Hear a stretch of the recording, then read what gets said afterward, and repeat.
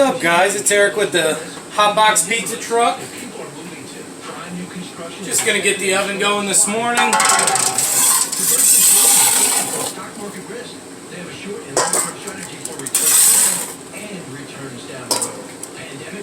Just kind of show you how I get the oven going. I worked yesterday. I was off the previous 5 days out camping with the family for my little boy's birthday.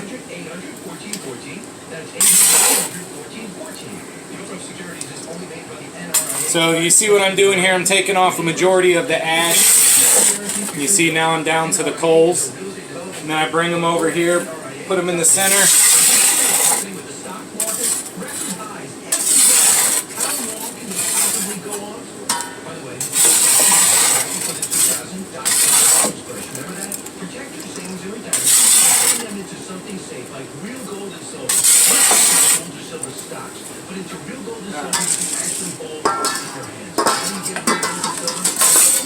This is my little ash bowl, and then I'll take this out and I'll put it into my ash can.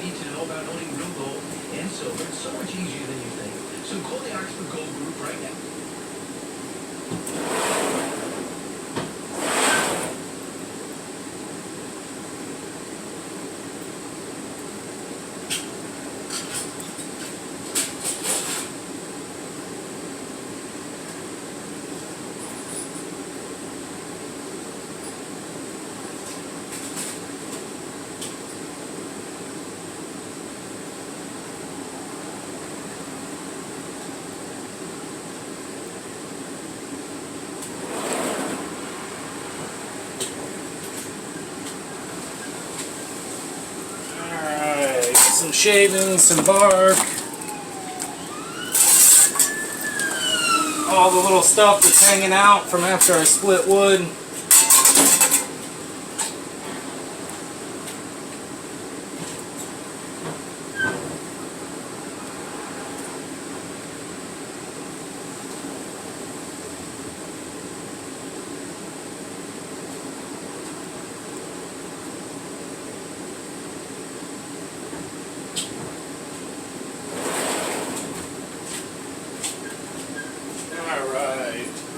And you guys can use kindling, you can use whatever you got to get it started. Little fires always make big fires. You can't have a big fire until you make a small fire. Another thing, like today, it was raining out. And, you know, say your wood's dry, but you don't have any dry kindling. Right there, you always got something on your wood. You start pulling off pieces like that, and before you know it, you got a whole pile. Just to kind of give you an idea.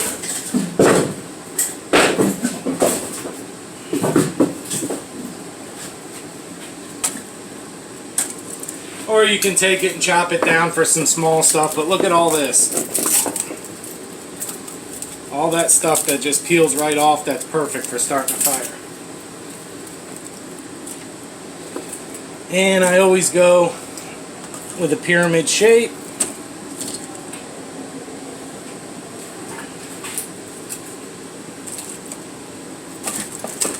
And the oven right now is still, I would say,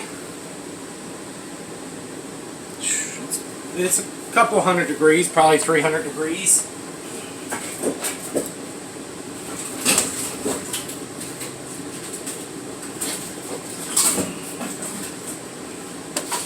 Alright. I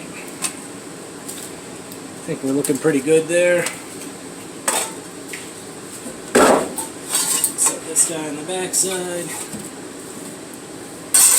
And then you can either let it just ride out. Those coals will eventually heat up that kindling and get it started for you. Or you just pull out the little torch and get it working.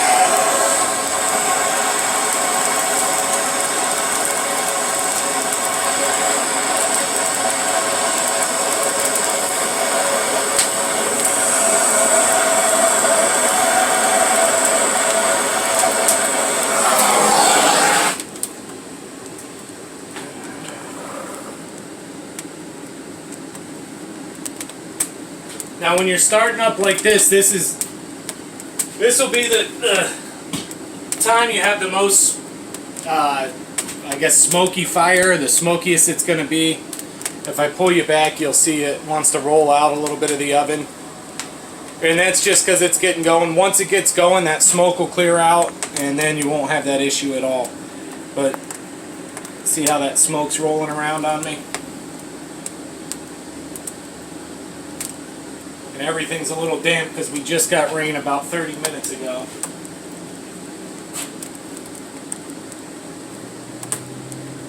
And then while that's going down, I start making dough.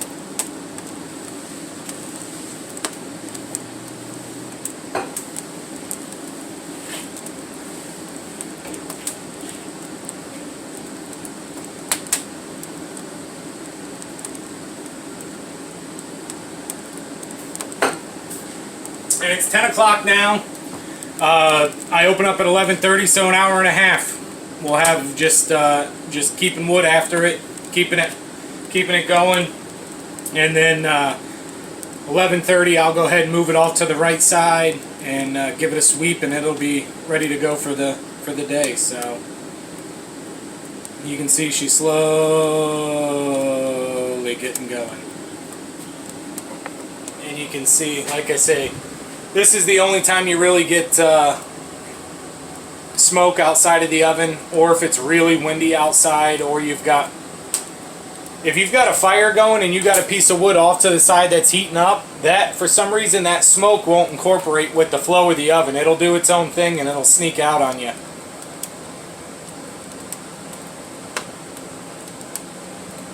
But there's a lot of factors too to keeping your truck from getting smoky. First thing is you want at least a 36-inch flue pipe so it pulls a good draw. That's most important. The shorter the pipe, the less the draw.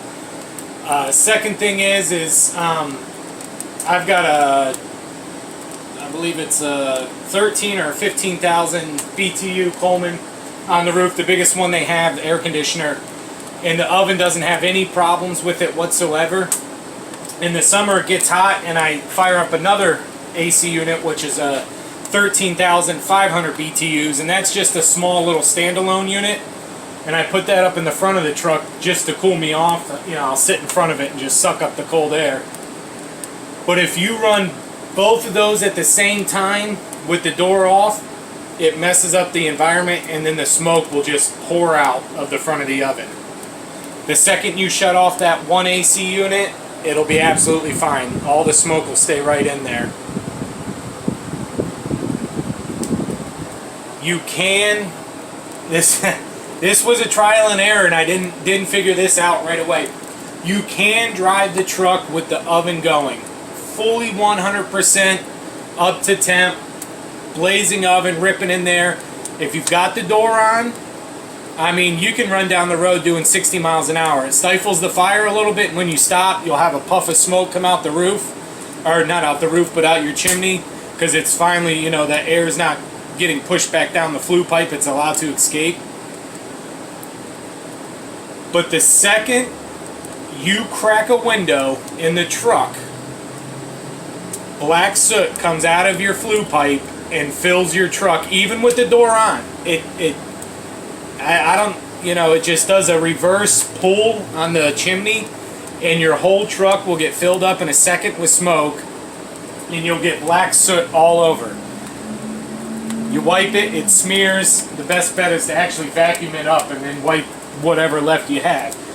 So if you're going to an event, when I first started out, I would go to the event a couple hours early so I could get the oven going. Then I figured out, you know, obviously when you're driving home you got a hot oven, or you can, you know, pull the coals out if you want. But when I put that oven door back on, as long as all the windows and doors are shut when you're driving, absolutely no problem. The second you crack a window open or a door open while you're moving, you know, at any kind of speed, you're getting a backdraft through that pipe. So just a couple things on some fire management. The other thing I do, someone asked me if I use one of those iron grates in my oven. I do not. Once the fire goes off to the right, I keep a line of coals, and then I always teepee my wood, whether you teepee it up against the wall or you teepee it on each other. I always have the wood teepeed up and always pointing towards the wall. So you want your wood pointing up like that towards the wall and not down, you know, like this. And the reason being is once it hits that wall, it rolls. And it rolls all the way up over the top of the dome. So a couple little fire management things for you guys. Hope you like it. Hope it was enough, because there's some quiet time in there. But this thing's getting going. Struggle of my life with the firewood, but it's all good. I'll bring you back and show you where it's at in about 5 minutes.